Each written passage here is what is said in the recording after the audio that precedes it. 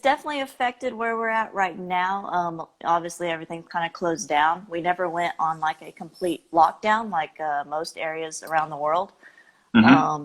People are still kind of out a little bit, trying to, I'm trying to limit, going to the grocery store as much, trying Yeah. to stock up. But a lot of Uh-huh. people are, buying everything. So I'm still having to like go a little bit more often than I would like to, Sure, sure. because things are out of stock.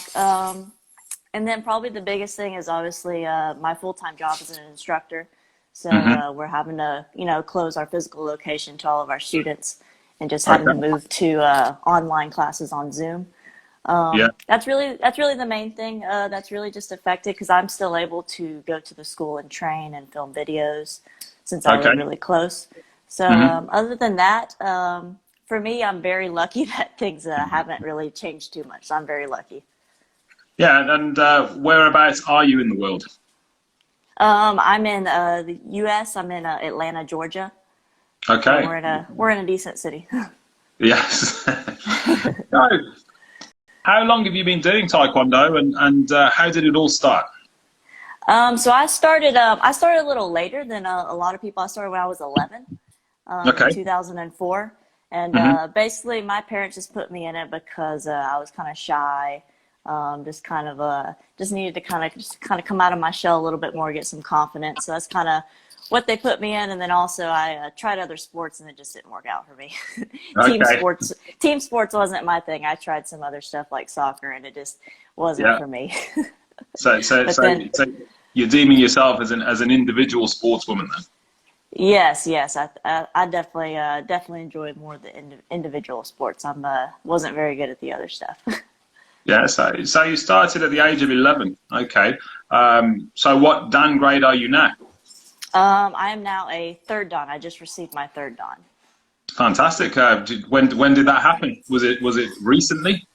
Yeah, so I recently tested, probably within the last month. I tested since I'm an instructor at the school. Obviously we're still able to kind of test in small groups. So I was still able to complete my test that was scheduled, and then I recently, just last Friday, completed my brick break to finally make it official.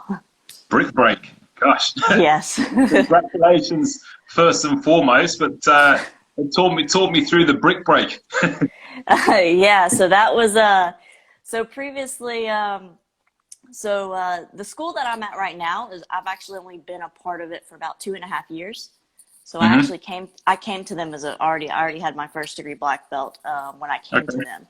Hmm. So coming to this school, it was definitely different to what I grew up training with. It was a little bit different as far as like the breaking requirements. I've never had to break bricks or anything like Yeah. that before. So all that was completely new for me.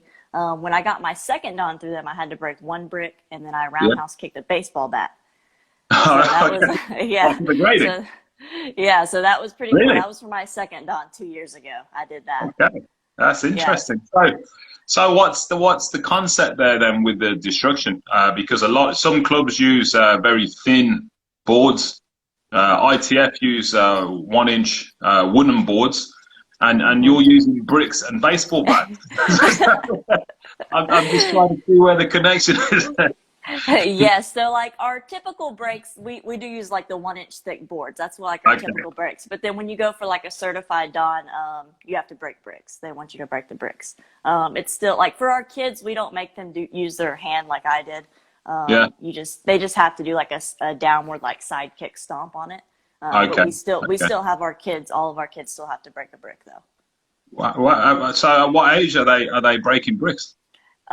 We have some around, I would say, I think some of our youngest ones are around 9 years old if they started when they were Wow. really young, and up. So yeah, we have some really small kids that are able to, it may take them a few tries, but they hang in there and they eventually break the bricks. I've seen some amazing thing happen from these little kids. That is impressive. I've not really tried to break a brick yet, but it's sounding like I'm going to have to go out and try that. Oh yeah, oh yeah. So talk me through the grading as it's quite current. What did you have to do for your third dan grading? I have my own third dan grading coming up. Would have been next month, but unfortunately with the situation, I'm not able to do that. So talk me through what you had to do for your grading.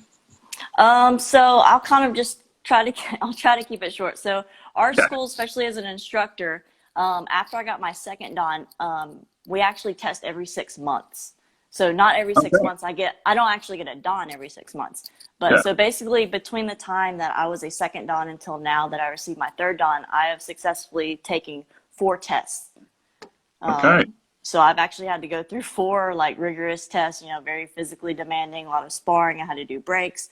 And then in those tests, I had to do different curriculums, different forms, different kinds of basic weaponry.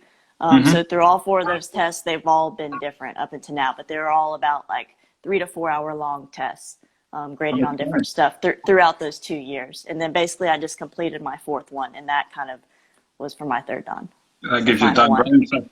So how long did it take then from your second dan to get your third?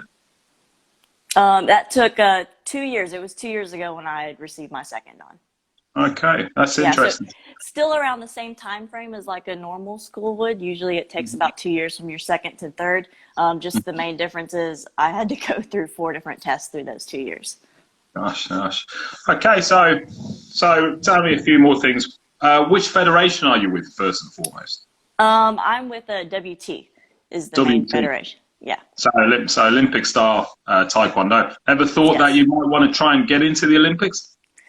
Definitely. I think I'm getting a little older, getting a little too old to try to compete with some of these younger people. I do still actively compete, and I still want to, compete at, international level, definitely one day soon.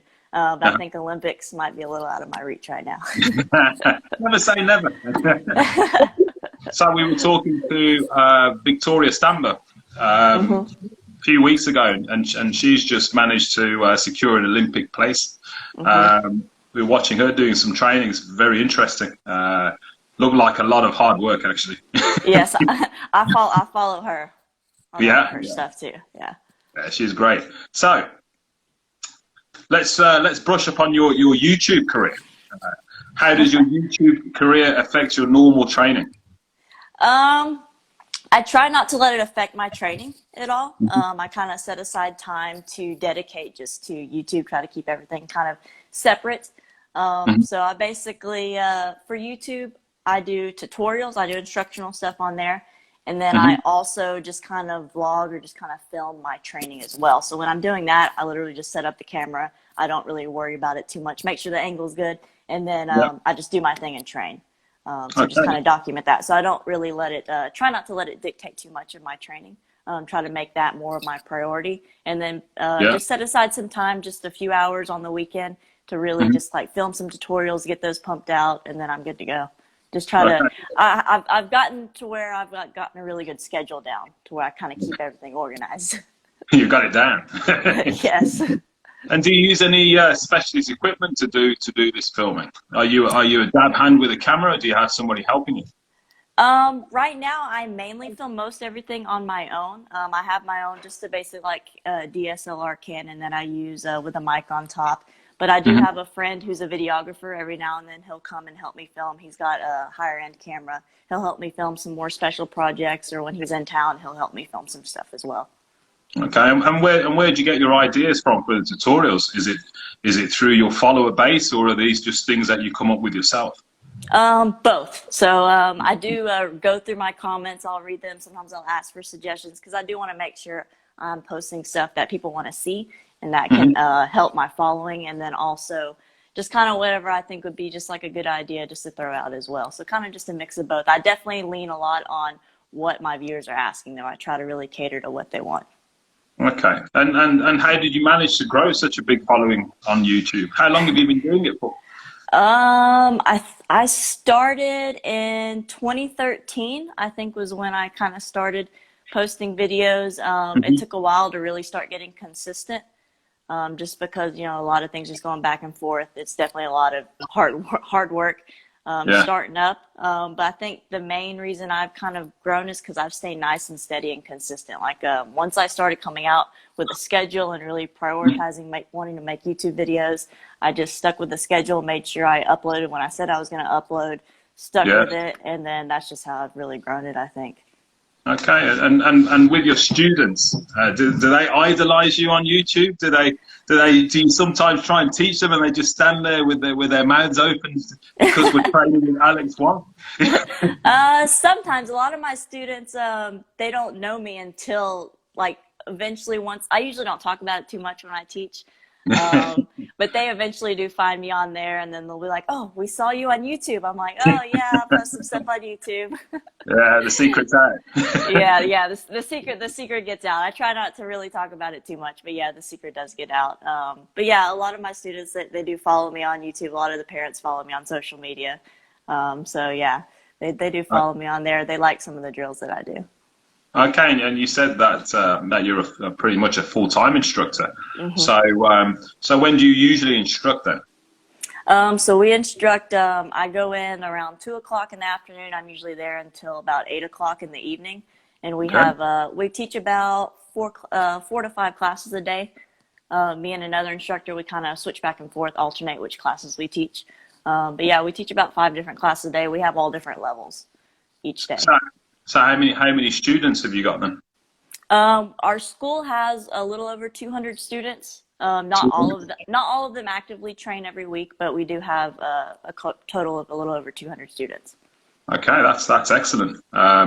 We were talking to Hwarang San, and he was saying, so you can tell us about your part of America, but he was certainly saying where he is that Taekwondo isn't as popular as he would like it to be, and because of that, there's not much money in it. There's not much funding. Do you find the same thing where you are?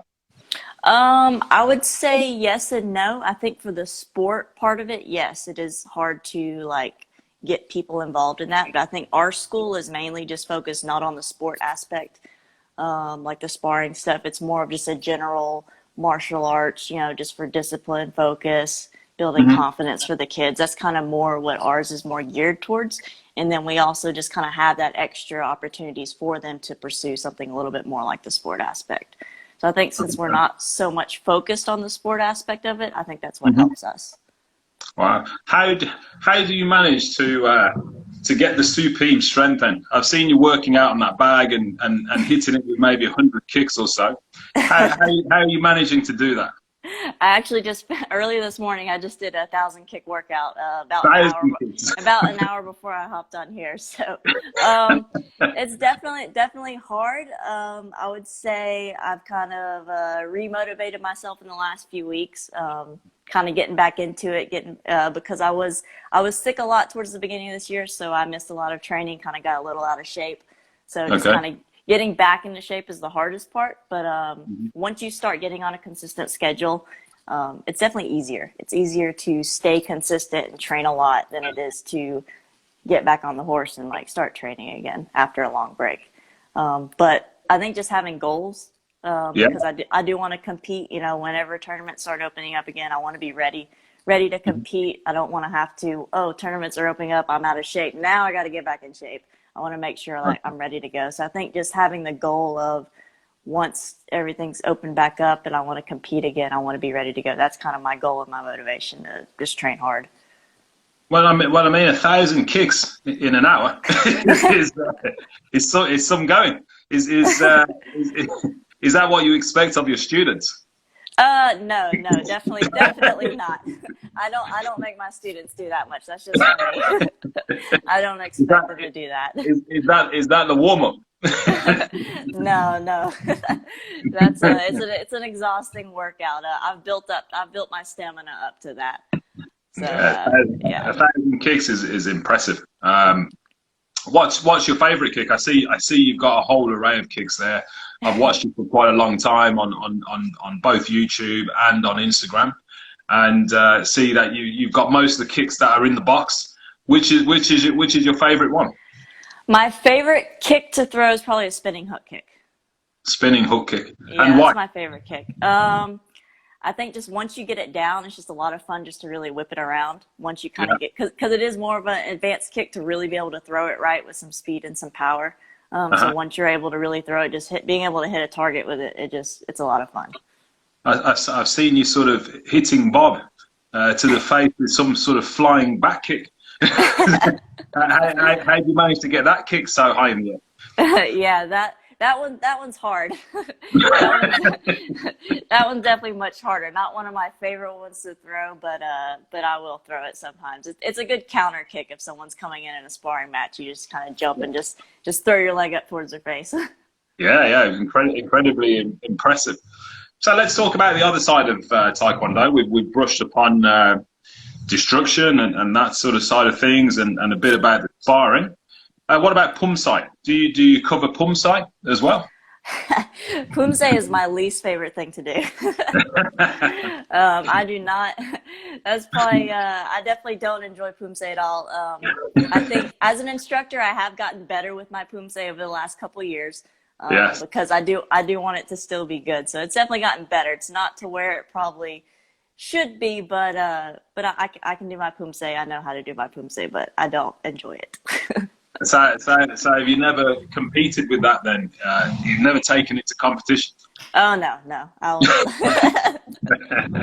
no, It's that's funny. You know, with Taekwondo covering so many aspects of disciplines, it's always funny and quite interesting that most people gravitate to one thing or the other. yes. A lot of them tend not to say, yeah, I love Pumse and I love sparring and I love Yeah. destruction. It's always sort of, you know, one or the Yes. other grey area in between. Yeah, definitely. Yeah, I love sparring. I do not enjoy Pumse at all. Yeah. So have you done quite a lot of competition then? Yes, I have. I would say I did do a lot of competitions, growing up when I was younger. I did just kind of some local stuff, but I would say last year was my first year as like an adult black belt really taking competition seriously. Okay. So last year was probably my first year, now that I have the school that I'm at, I've got a really good coach. I've got a really good training partners now. I've got like a solid base. So last year was the first year I really took competition seriously and just kind of keep progressing until I get too old and decide to retire. And how did you find that first time on the new circuit? I mean, I did pretty well last year. I fought it on a national level. I placed second on a Excellent. national level. So I did pretty well. And then I was able to go to a team trials. And I became a B team member. So I basically like the runner-up team member for that. So I did pretty well for my first year, competing as like an adult black belt. And then hopefully if they have another one later this year, or if not next year, I can place first at the national level and hopefully make that team. Okay, well, good luck with that. Hope that goes well for you. So give us some of your plans for the future. Give us your plans, first of all, for YouTube. Where do you see that going? And how would you like that to develop? I recently hit 100,000 subscribers on there a couple months ago. So that was kind of really the big milestone for me, just being able to hit that. I think now my biggest thing is just to really just stay consistent. I really want to try to connect a little bit more with my community I've built on there, just trying to connect a little bit more, maybe eventually start offering like some live classes for some of my followers on there, just to kind of get a little bit more of a sense of community on there. But I think that's really the biggest thing I want to focus on YouTube, is staying consistent, keep documenting my journey, as me trying to still kind of get back into competition, along with still offering, tutorials and just my tips that I keep learning along the way as well. So just kind of keep going with what I've been doing, just growing it the best I can, while also just trying to connect a little bit more with my audience. Okay, and with somebody that's new to YouTube, they're thinking, I could make a name for myself, I could make myself a few subscribers, What advice would you give that type of person? Stay consistent. I'm talking about me, really. Yeah, the biggest thing I can say is once you start, you have to stay consistent.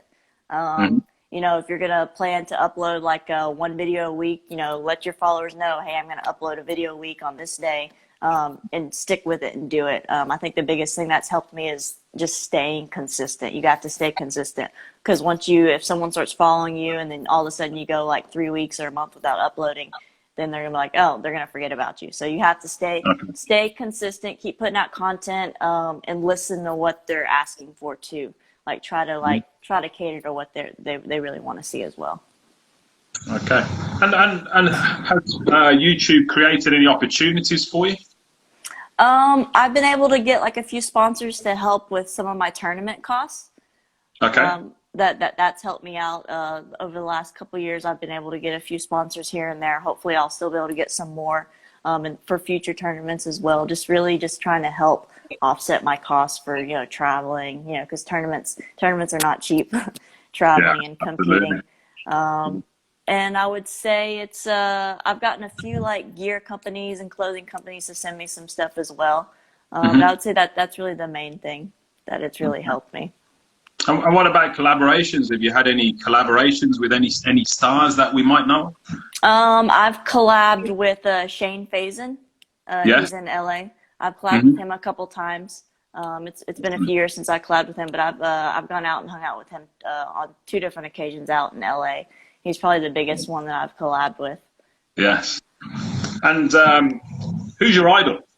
Who do you idolize in the Taekwondo world? I don't know. I mean, I look up to a lot of different people. I would say there's not really one particular person. Just a lot of just the high level Taekwondo athletes. I follow a lot of them. Some of them are on like the UK team, or like. Who do you follow on the UK team? Like Jade Jones.